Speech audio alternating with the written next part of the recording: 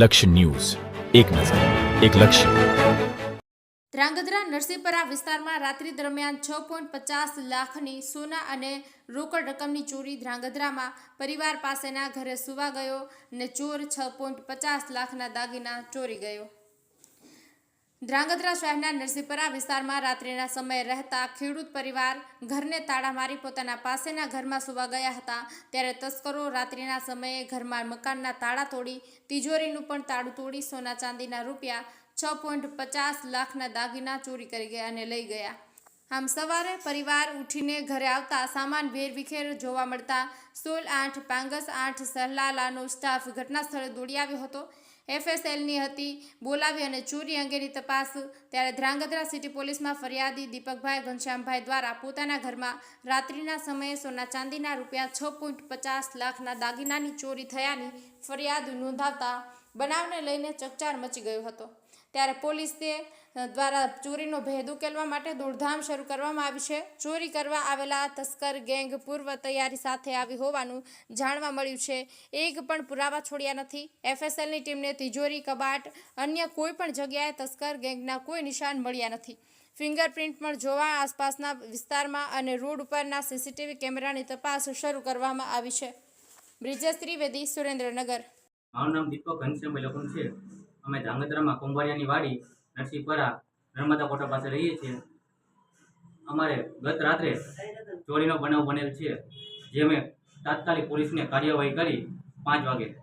પોલીસે આવી પછી અમારા ઘરમાં ગુમ થયેલ છે વસ્તુ તે અમે હાથ ધરી કે તેમાં કઈ કઈ ગુમ થયેલી વસ્તુ છે. તેમાં 2 હાર છે, 1 ચેન રહ્યો, 2 ઓટી, 3 જોડી સાંકળા, 3 નક્કી, 1 જોડી કંડલા, 1 જોડી કાનની શેર જેવી, 2 કંદોરા, 2 નાકના દાણા, 5 ઓમ અને 25-30 હજાર રૂપિયા રોકડા જે ચોરી કરી ગયેલો છે. એવી અમે પ્રશાસનોને અને પોલીસને નમ્ર વિનંતી કે આવા ચોરોને કાર્યવાહી તરીકે પકડે.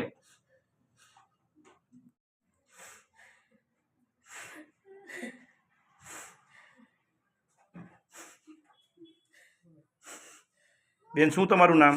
રતનબેન. શું થયું હતું આપના ઘરે? અમારા ઘરમાં ચોરી થઈ છે. અમને ખબર નહોતી ને પડખાના ઘરમાં તોડીને બધું લઈ આવ્યા છે. વિનંતી સાહેબને કહીશી પોલીસ છે કે આ મારું જાણ કરીને પાછું વાર આપેલ દઈજો. મારું નામ દિનેશભાઈ ઈશ્વરભાઈ ચૌહાણ છે. હું અહીંયા 42 વર્ષથી રહું છું. અત્યાર સુધીમાં કોઈ દી થયું નથી, પણ આજે કાલે રાત્રે મારું પણ તાળું તોડવામાં આવેલ છે. જેથી કરી પોલીસ ખાતાને અને સરકારશ્રીને મારી નમ્ર વિનંતી છે કે આવા ચોરોને તાત્કાલિક પકડવા અમારી નમ્ર વિનંતી છે કે આનું તાત્કાલિક ધોરણે આ પકડવા અમારી વિનંતી છે. તથા અમારા બાજુમાં રહેતા ઘનશ્યામભાઈ ભવાનભાઈ લકુમ, એમને પણ એમનું ઘર છોડવામાં આવ્યું કે તેમના ઘરમાંથી તો ઘણું સોનું ચાંદી બધું ગયેલ છે. જેથી કરી સરકારશ્રીને વિનંતી અમારી કે પ્રશાસનને વિનંતી કે એમનું પણ પરત કરવામાં આવે ને આ લોકોની સામે કડક પગલાં લેવામાં આવે, જેથી કરી એમને પરત મળે.